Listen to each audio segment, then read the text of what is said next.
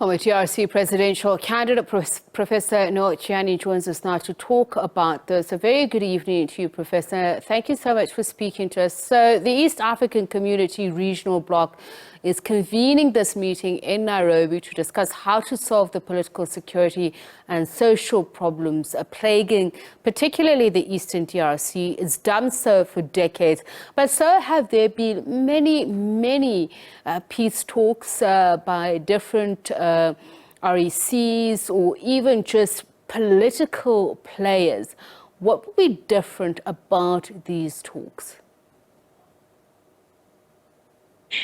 Yes, thank you for having me here on SABC.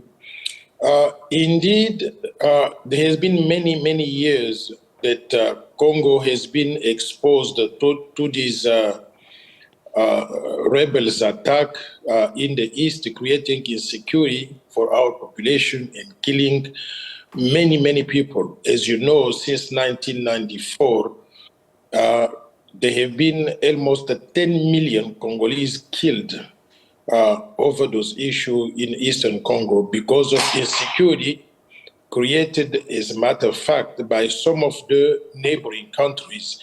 And we have reached a stage where we have to call the cat and the dog, because we know that this insecurity is created by the ambition of Rwanda and Uganda, to this effect, as a matter of fact, to control the natural resources of my country, of the Democratic Republic of the Congo. And they have been going around the bush, creating rebel groups. Those rebel groups have been changing the names. CNDP in the past, led by Kunde Batware, and they changed the name to become today M23 rebel group. In reality, this is not a rebel group including Congolese only. This is a terrorist group supported by Rwanda and supported also by Uganda. So I believe that what has to be different, if we have to solve this issue once and for all, is to ask President Kagame and President Museveni to stop supporting those activities in Eastern Congo. Because we should, as Africans, it is a shame that we are creating insecurity which is delaying the development process, creating misery for our population, and at the same time, destroying the condition for creating wealth for everybody. So there are two countries which are known for supporting those activities in the East. It's Rwanda, led by President Paul Kagame, and Uganda, led by President Museveni. As long as those two heads of state are in power, and they do not understand that they have to leave their activities, subversive activities in the Eastern Congo, we are going to continue repeating the same exercise, going through the cycle of round of negotiation. And once we finish, those rebels are going to ask to be included in the Congolese institution, meaning in the army, in the police, in the security services. Once they are included in those state institutions, they come within those institutions to start again destabilizing the state functioning. So very therefore, interesting point that you're making there, Professor Tshiani, because I believe that this week's talks are essentially an inter-Congolese dialogue that involve local community leaders, civil society organizations, but it also involves some of the arms groups that are active in the Eastern Congo. So as you mentioned, Uganda, Rwanda have repeatedly denied any complicity, responsibility, or to be held accountable for this. So just looking at who's involved in the talks, the stakeholders with Rwanda and Uganda say our hands are clean. How's that likely to pan out? Is it going to take you back to the problematic areas that you mentioned, that of lack of, holistic conflict transformation? Yes, as a matter of fact, we have been witnessing for many years this denial by Rwandan President Paul Kagame and Ugandan President Museveni. They deny that they are not involved in the creation of insecurity in Eastern Congo. But everybody knows. You know that recently there have been Rwandan soldiers arrested by FRDC, which is the Congolese army.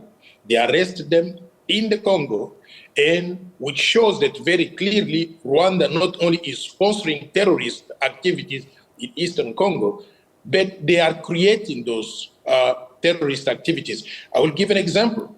Since 1994, all the Rwandan rebel groups, which have been led by people like Kunde Batware, when they were defeated by the Congolese army, where do they go?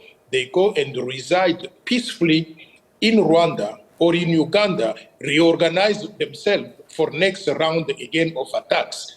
So everybody knows those games.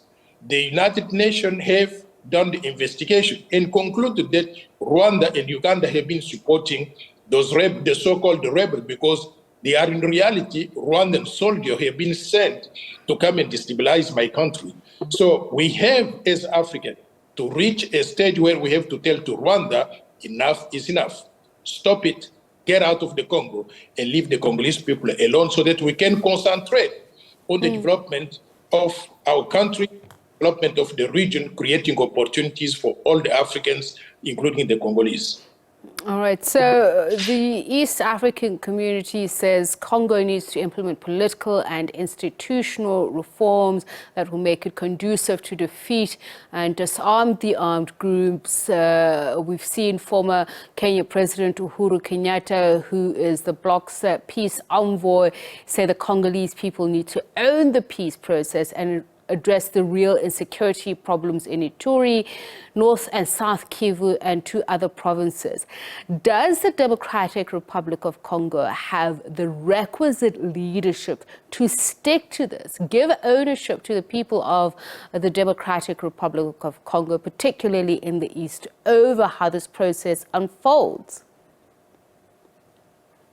Well, I do agree that Congo has to undertake a number of institutional reforms to make sure that all the Congolese participate in the development of their country, but also they do participate in the policy making or the governance of the country. I agree.